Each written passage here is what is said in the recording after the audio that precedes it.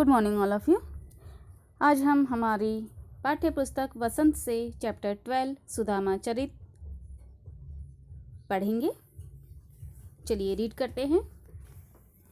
शीस बगाना जगह तन में प्रभु, जाने को आही बसे के ही ग्रामा, धोती फटी सी लटी डुबटी, अरुपाय उपनह को नहीं सामा, द्वार खड़ो द्विज दुर्बल एक रहो,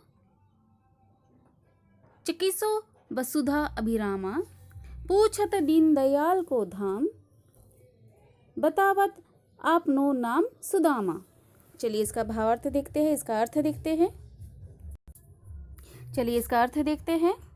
इन पंक्तियों में कवि ने, इसके कवि है नरोत्तम दास जी। इन पंक्तियों में कवि ने सुदामा के श्री कृष्ण के महल के द्वार पर खड़े होकर अंदर जाने की इजाज़त मांगने का वर्णन किया है। श्री कृष्ण का द्वारपाल आकर उन्हें बताता है कि द्वार पर बिना पगड़ी बिना जूतों के एक कमजोर आदमी फटी सी धोती पहने खड़ा है, जो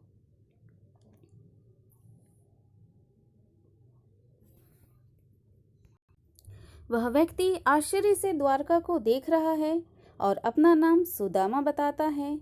आपको पता है, आपका नाम पूछ रहा है, आपका पता पूछ रहा है। चलिए आगे की पंक्तियां पढ़ेंगे। ऐसे बेहाल विवाई सो, पग कंटक जाल लगे पुनि जोए, हाय महादुख पायो सखा, तुम आए इते न किते दिन खोए।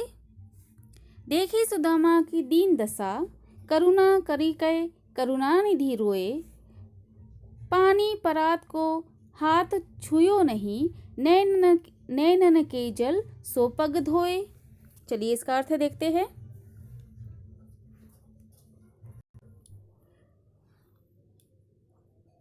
कवि कहते हैं, द्वारपाल के मुंह से सुदामा के आने का जिक्र सुनते ही श्री कृष्ण दौड़कर उन्हें लेने जाते हैं। उनके पैरों में छाले, घाव और उसमें चुभे कांटे देखकर श्री कृष्ण को कष्ट होता है।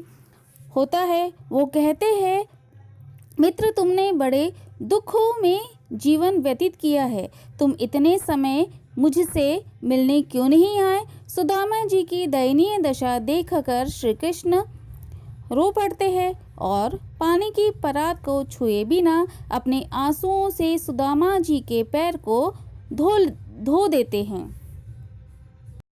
चलिए आगे की पंक्तियां पढ़ेंगे। कछु भाभी हमको दियो, सो तुम काहे न देत, चापी पोटरी कांख में रहे कहो के ही हेतु, आगे चना गुरमातु दये ते, लय तुम चाबी हमें नहीं दीने। श्याम कायो मुस्काए सुदामा सो, चोरी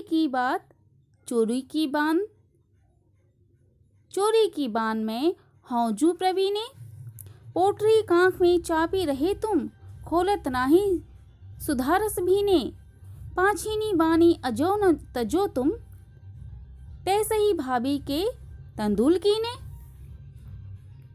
चलिए इसका अर्थ देखते हैं। सुदामा जी की अच्छी आवभगत करने के बाद कान्हा उनसे मजाक करने लगते हैं। वो सुदामा जी से कहते हैं कि जरूर भाभी ने मेरे लिए कुछ भेजा होगा, तुम उसे मुझे दे क्यों नहीं रहे हो। तुम अभी तक सुधरे नहीं, जैसे बचपन में जब गुरु माता ने हमें चने दिए थे तो तुम तब भी चुपके से मेरे हिस्से के चने खा गए थे, वैसे ही आज तुम मुझे भाभी का दिया उपहार नहीं दे रहे हो।